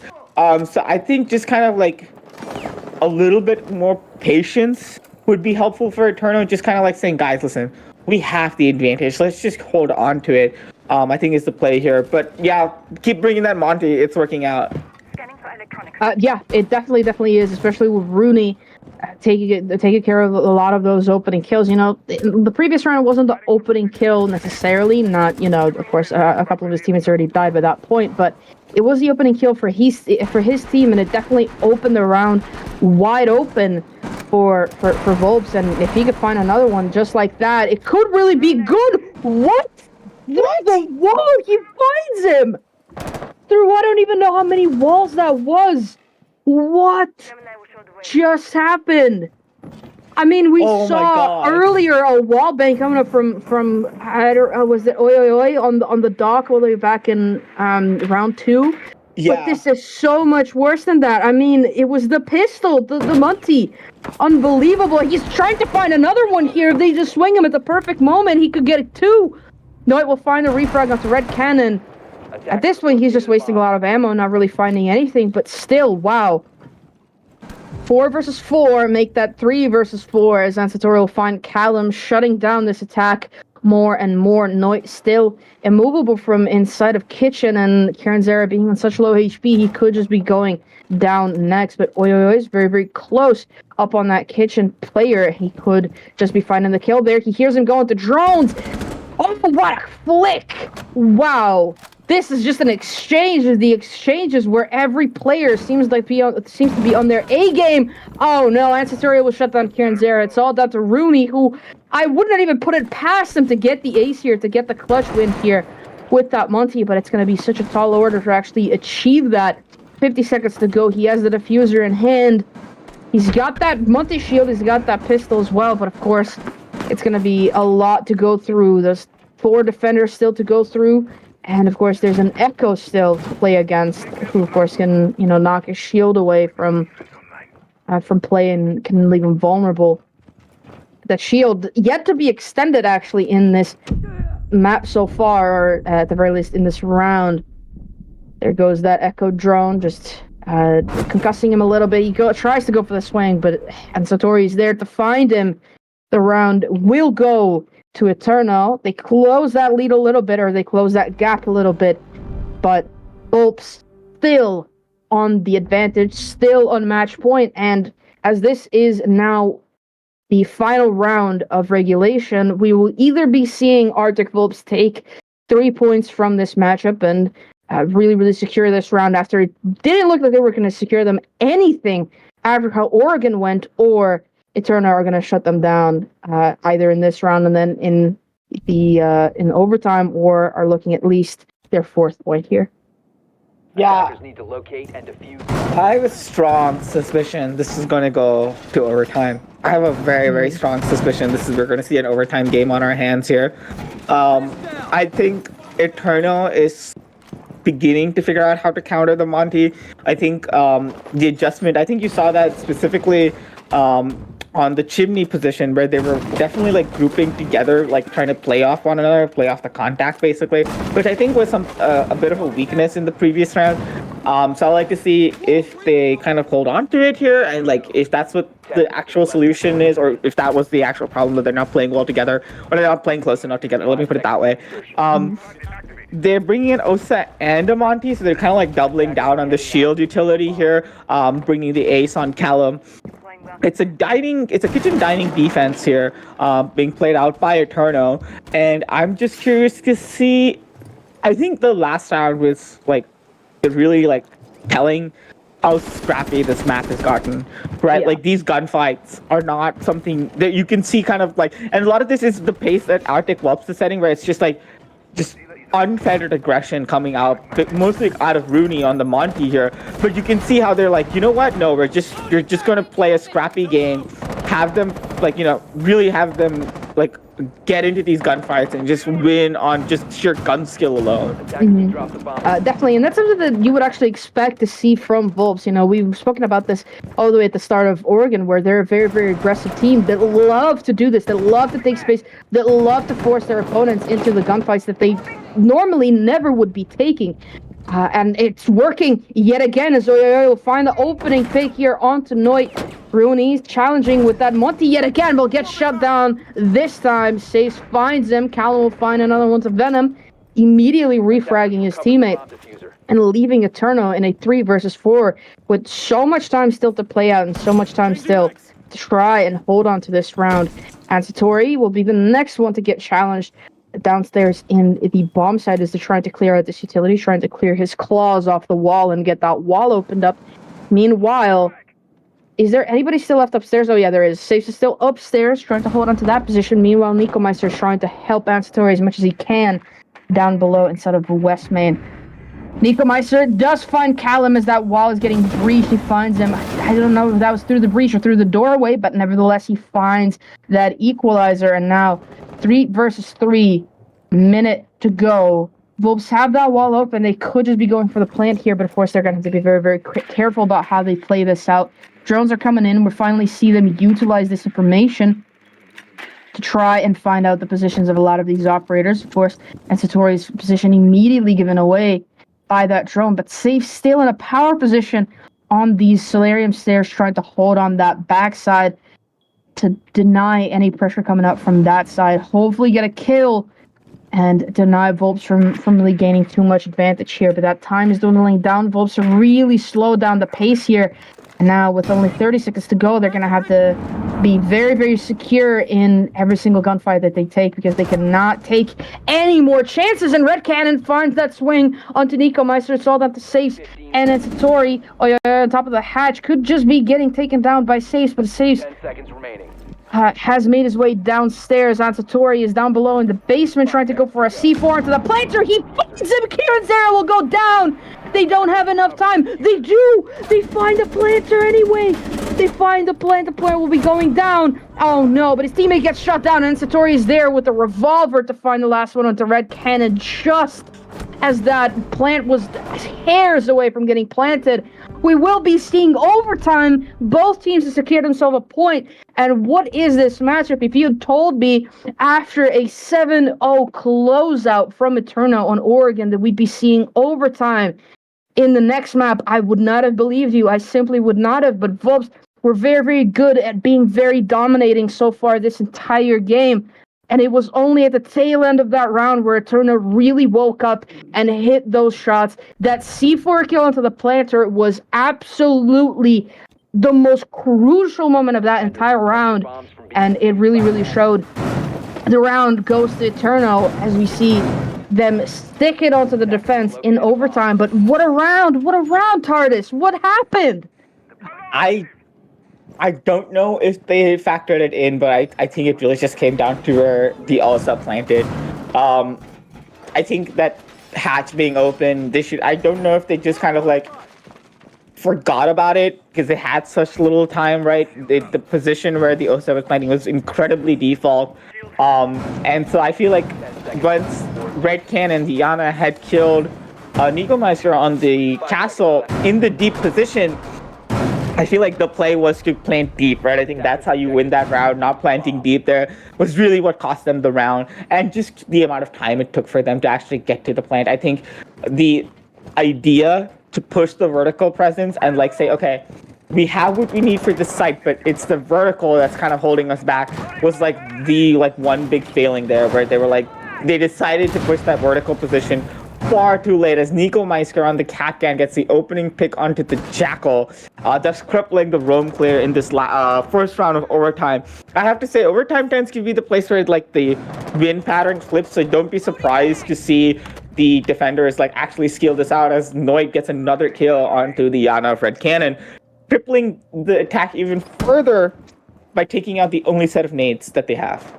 Yeah, the only set of nades that shield will most definitely be staying in place. And of course, with Callum, I do believe that they lost the smokes as well, so they're not going to be able to clear out any of those, any of that utility either. Venom will find one onto Oi, and it's Nico Meister from below to find Kieran Zera. It's all down to the Monkey of Rooney, but there's nothing that he can do against Echo. It's safe. With the final one, they retake the lead here in overtime. They put themselves on overtime map point, and it's either all going to be over here. They take 2 points from this one, send Arctic VULPES crying with only 1 point from this entire ordeal, or VULPES bite back, and we see the final round of this game go to whoever can really hold on for the longest. But I really would not put it past either of these teams to be seeing round 15 here. Yeah, that was a quick and decisive round. I think Arctic VULPES kind of hit this sweet spot of aggression, and they've kind of overplayed it now. So now they're becoming a little over aggressive with these opening picks. They're losing these opening picks, which is also problematic. That said, they've been better on the defensive half. So if they, it's the game's not done for them yet, right? They still have a chance to bring it back to a 7-7. Push onto the final attack. But yeah, it's Arctic VULPES' whole story through these two maps is just really come down to their ability to attack and win a site, right? I think the only reason we're in overtime now is because their attacks have been good. And they can clearly win defense. So I'm not too concerned about this round.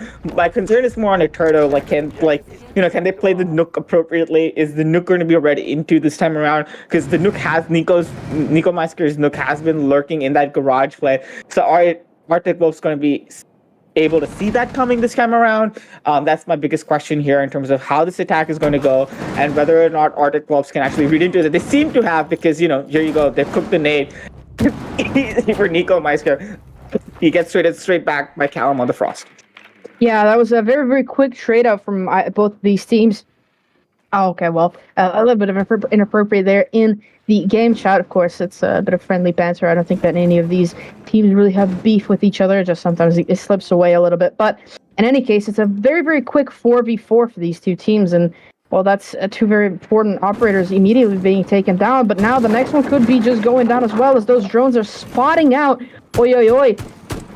It's Safe's actively holding onto that drone and waiting for somebody to pass right by it. Somebody does, but they do not capitalize off of it. Oi manages to run away safely.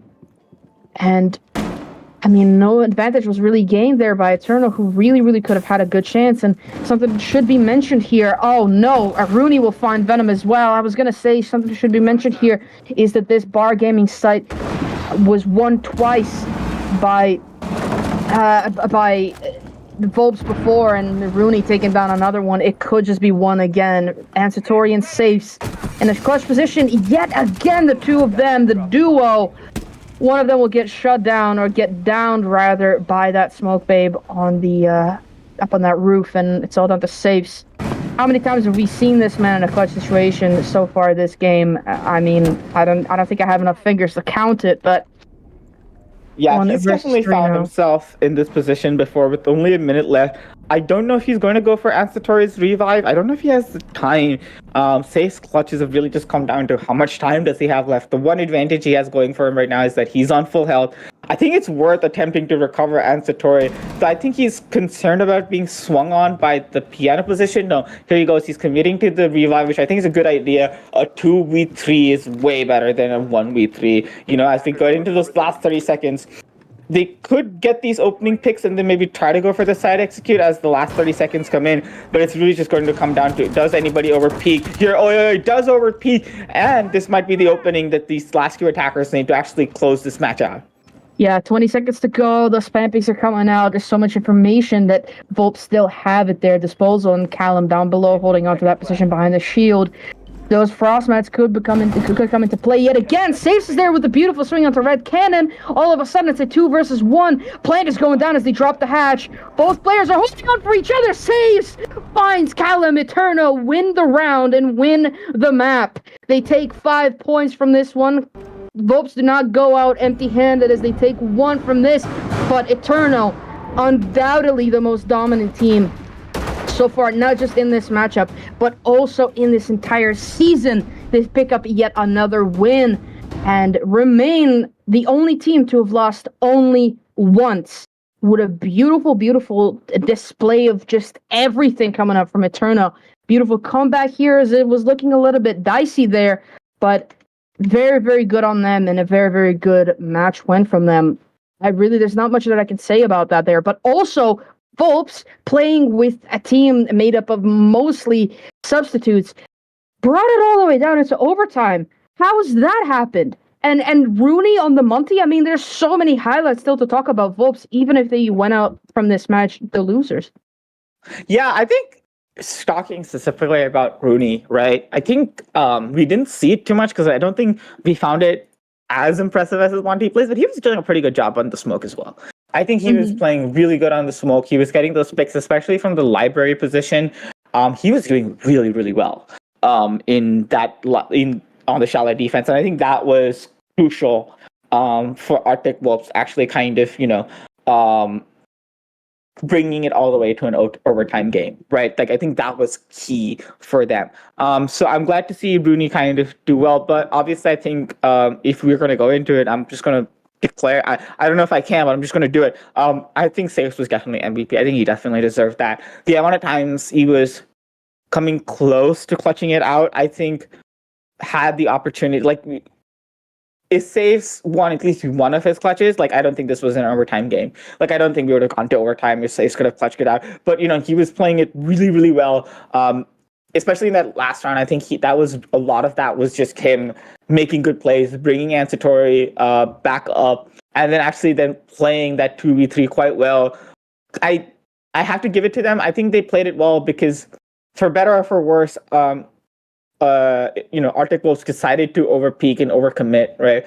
You saw the Warden swing out onto the library balcony window, and from there on, it was pretty much game over.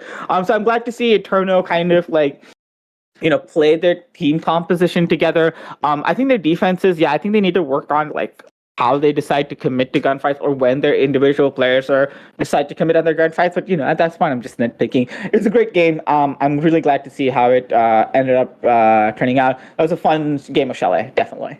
Yeah, I could not agree with you more about that. I mean, I'm known already so far in this community about hating Chalet. I really do not like to watch it all that much, mainly due to how overplayed it is, and especially if you were around for the qualifiers, that's all we ever saw. But, it's games like this that really, really make you appreciate just the composition of Chalet and how it really comes into play. A lot of those sites are very, very shot heavy, then other sites are very frag heavy. It's a very, very, as you said earlier at the beginning of the match, it's a very, very balanced map in a lot of ways. And, in the league, the split might be, a little bit more in favor of the defense. I think it's something like maybe 56, 53%. I'm not really sure, but it's more favored to the defense. But I really don't think that when you're watching a game, any single game, I don't think that you really get that feeling that it's always, going to be the defense. It's not, like watching a theme park or something like that, where it's very, definitely. Very obvious it's going to be like a 6-0, 1-5 split for the defense. It's very balanced a lot of the times. Right here, we saw it be a 4-2 split twice, but it was still such a crazy game all throughout, and really, I mean, it was one of the most interesting games, definitely, that we've seen so far this season. And these are the games that you really look forward to whenever you're casting and whenever you're watching, really. Is a game that goes overtime? Is it back and forth, tug of war? Is wall bangs upon wall bangs and swings and, refrags and the Monty plays? I mean, how often do you see Monty get played in general, let alone to that level and to that kind of performance that we saw from Rooney? I mean, all around a very, very, very good match. And I really, this is going to be one of those that we're going to be talking about for months to come because of how interesting of a game it was. Yeah, it was a wild spring, right? You go from a 7-0, which is like the least amount of rounds you could possibly play, Yeah. to 7-7, or sorry, it's 8-6, was it? Yeah, which is like one short of the max you could possibly play, right? Yeah. Which is interesting. I don't see that often, right? You don't you see really that can't. happen a lot. So that was definitely an interesting game, Siege. Yeah, I think the maps definitely played into it more. I think the maps obvious, right? And like you said, right? Sometimes you can just kind of like see it happen on something like an Oregon, where it's just like the defense has the hold on the game and they just don't let it go, right? Chalet, you could see. I think this game especially was very back and forth. You started out with 1-1 and then it kind of went 2-1, 2-3, and then eventually the half was, I think both halves were 4-2, right? So Yeah. very even game of Siege that way, just going all the way into the overtime. But yeah, it was a great game. It was definitely a very, very great game. And just before we leave you all, guys, I think we should name the MVP, which I really don't even know who to name here from the side of Eterno, because all of them played such a beautiful, beautiful game. I mean, as you said, this was a beautiful game of Siege, and they all had such good performances. But I feel like the thing that weighs it more a little bit for me, even though I don't think he was the highest, the one with the most kills, would have to be Noit, just because of how much of a nuisance he was to VULPES, especially on that defensive half. I mean, he was always there for those opening frags. He was always there countering everything the VULPES were bringing out. Even in the rounds that they won, he was still a thorn in their side, and I feel like that cannot go, unnoticed. But at the same time, the same can be said about Nico Meister, who was also there getting those refrags and being that challenger as well. So a very, very well-rounded team that I feel like whoever we pick, we won't be making a mistake. But at the same time, whoever we pick, there's somebody else who we're going to be thinking, okay, well, maybe by 1% margin, maybe somebody else should have gotten it. So my picks here would be Noit and Nico Meister, but I'll hear what you have to say. Maybe you have a different idea. I was going to suggest Ansatori for MVP. I think I criticized him, especially in the Chalet map, for being a little slow on the attacking half, but he definitely brought it back on the defensive half. I think he was playing very well, especially even in the last attacking round, right? Like him getting that pick onto the warden definitely opened up the round. So I think Ansatori for me, especially as the first time caster / viewer, technically, right? Because the first time seeing these players, he was playing very well, especially in Oregon. He was pushing that mute to its maximum potential. And on Chalet, he was just playing with his team, which is, I think, a marker for a really solid player. So yeah, interested to see what he does next. Yeah, I definitely cannot disagree with that. Ansatori's performance, just especially on that Oregon map, but also on Chalet, was definitely very, very good. I'll agree with you here, just because, again, you really cannot go wrong with Eterno. They're such a well-rounded team that all of them are MVPs in their own ways, and they all played a really, really, really great game.